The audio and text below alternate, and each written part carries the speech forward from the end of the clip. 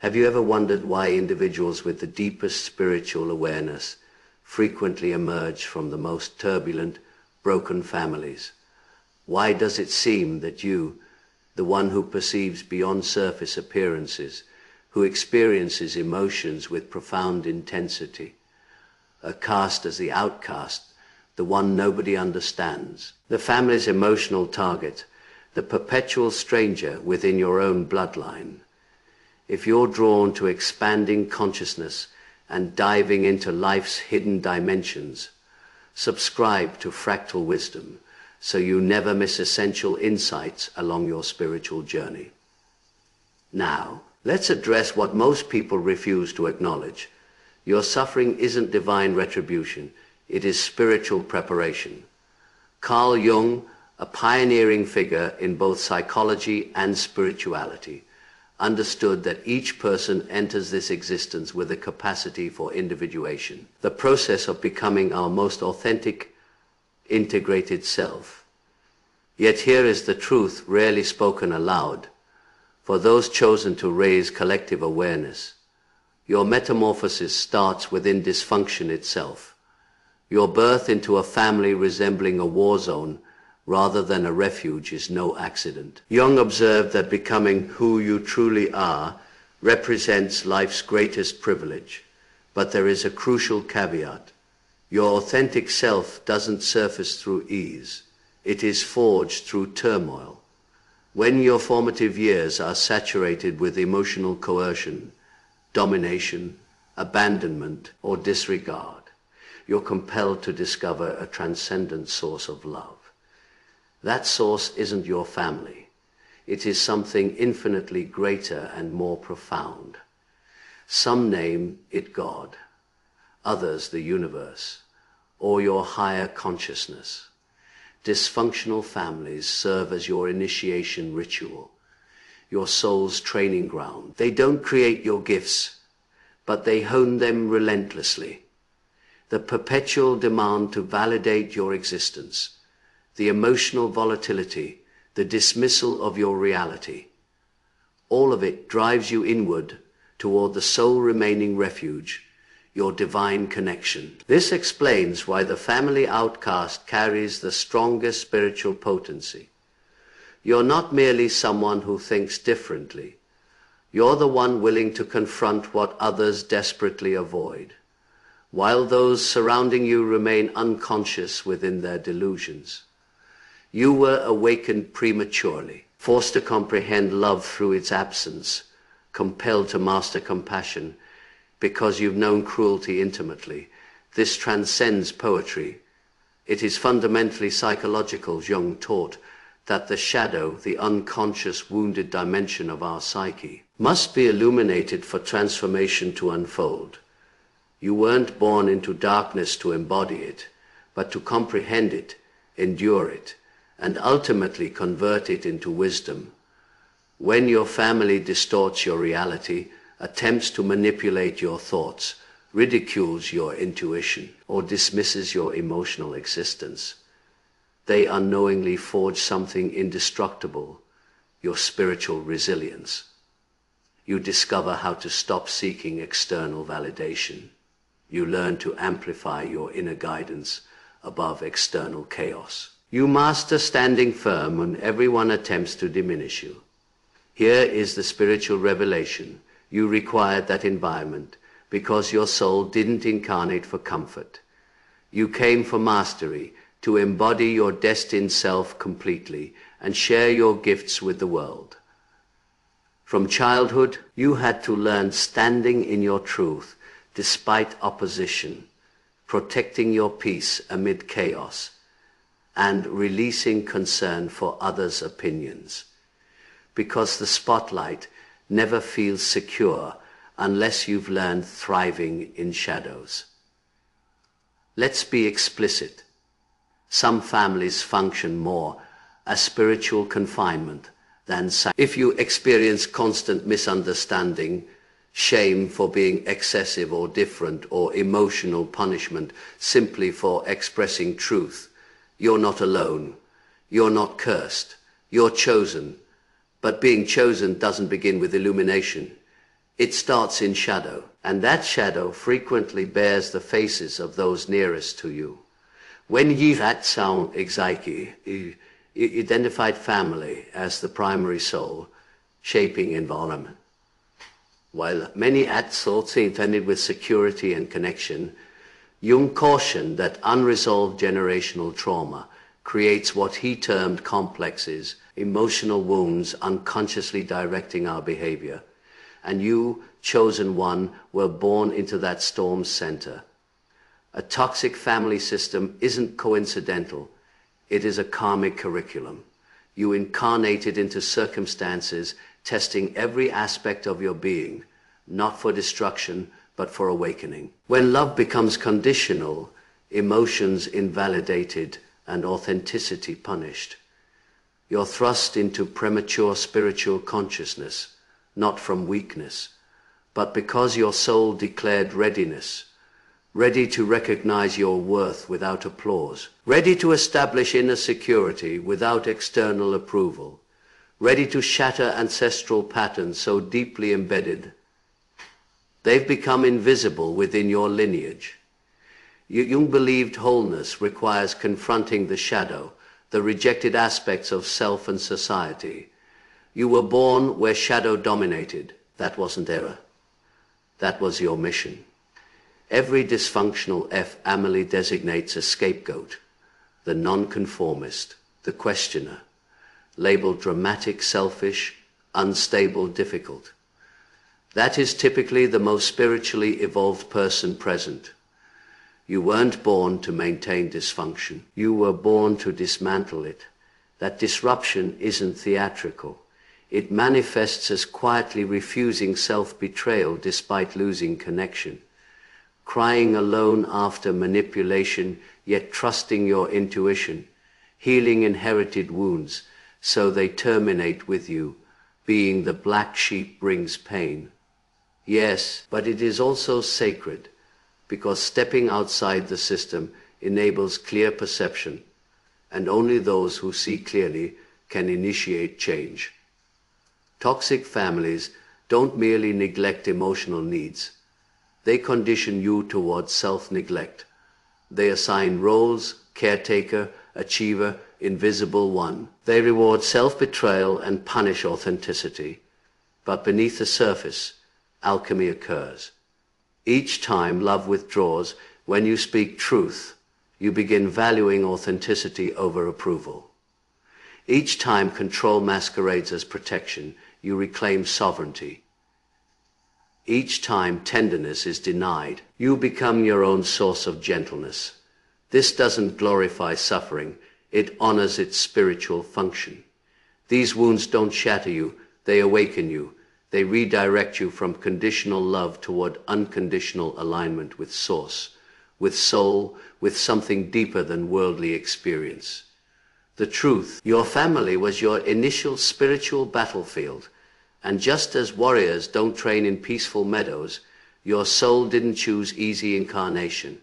You chose intensity, distortion, mirrors reflecting precisely what you're not, so you'd remember exactly what you are. You are love, not control, truth, not manipulation, connection, not guilt.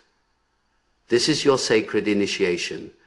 While others inherit and repeat the family script, you declared, "It ends with me." That is both the cost and privilege of being chosen.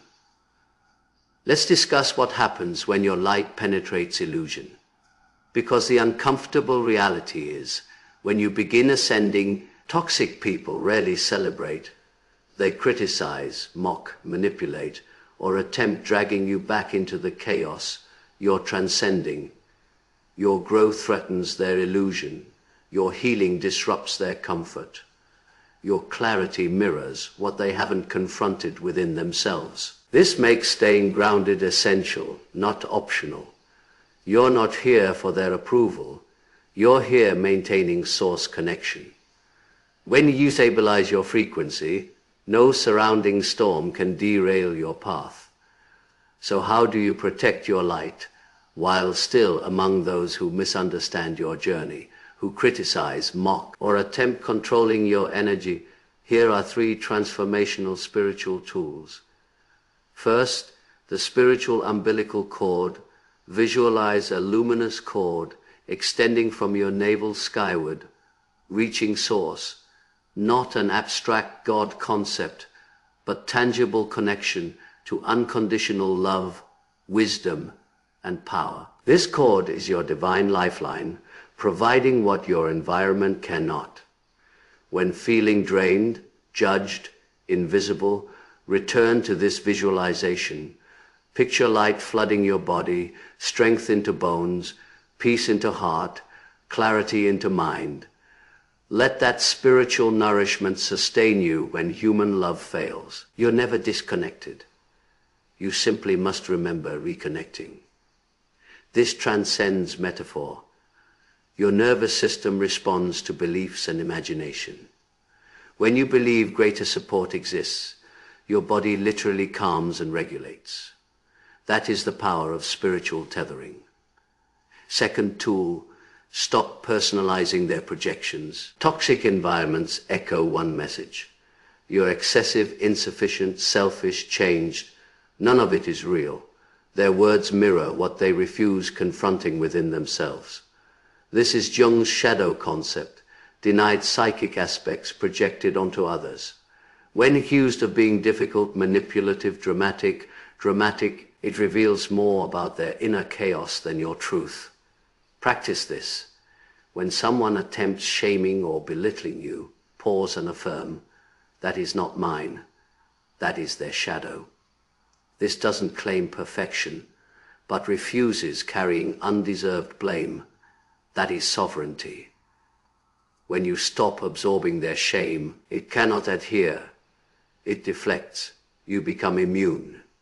Third tool, perhaps hardest, especially if cohabiting with those who wound you. You don't owe constant access to anyone dimming your light. Distance isn't disrespect. Boundaries aren't betrayal. You can love someone while protecting your peace. You can care and decline. You can grieve the family you desired while creating the life you deserve. If you can exit toxic dynamics, do so with love and without guilt. If you cannot leave yet, create spiritual safety pockets. Connect with like-minded souls, online communities, YouTube teachers, a single understanding friend.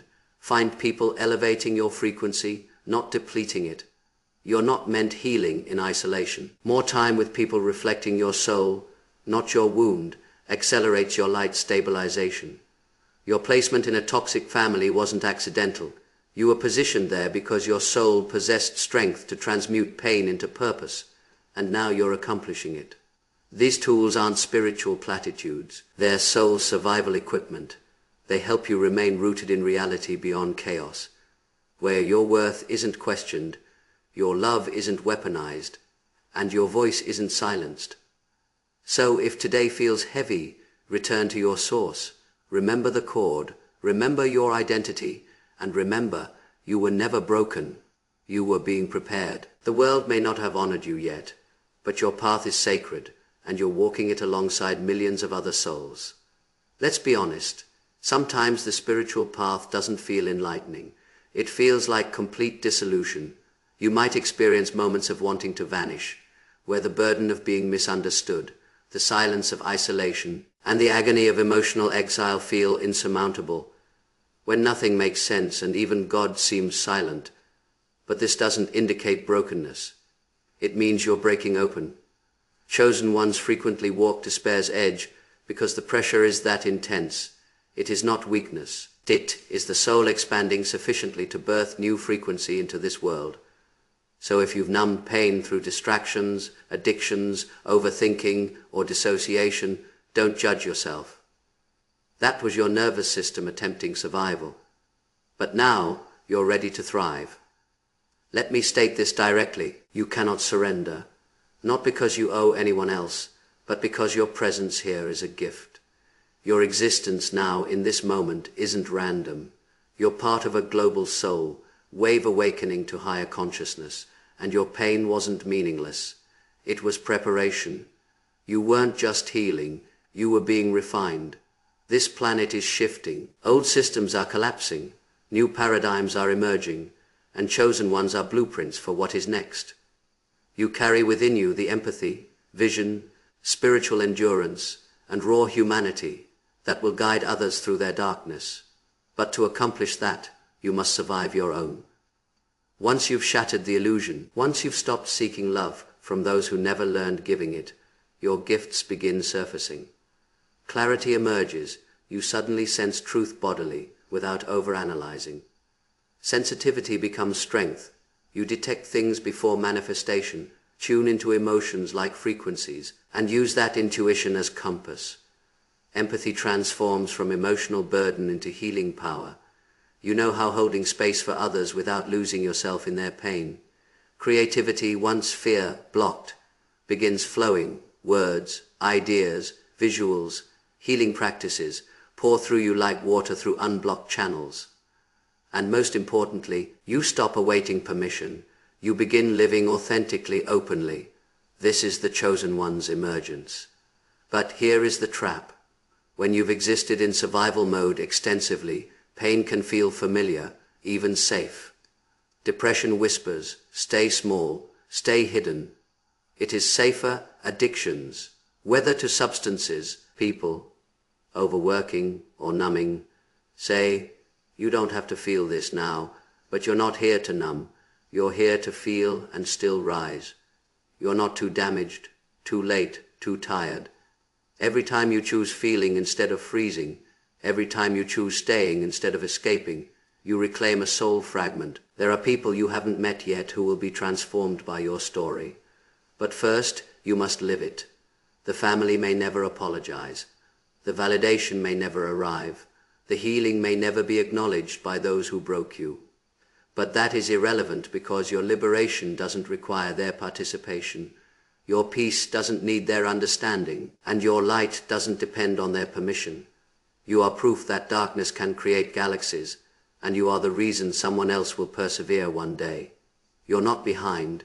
You're being guided, and everything you thought disqualified you from your purpose was actually shaping you for it. So continue. Not just for the destination, but because every forward step is revolution. If you've reached this point, you already know you are not your story's victim. You are the author of a new paradigm. Chosen ones, don't underestimate the strength required to break free and still love, trust, create, and shine. That strength is divine. So when the world feels cold, return to source. Connect to that golden umbilical cord of love. Let it fill you again. You're not alone.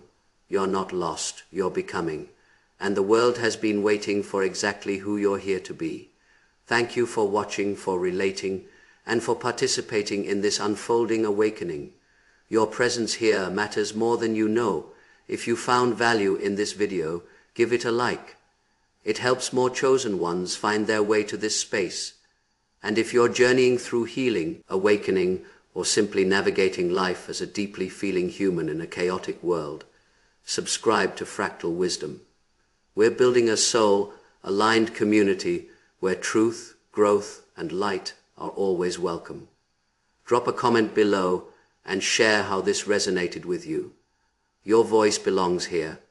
Until next time, stay grounded, stay connected, and never forget your light is needed.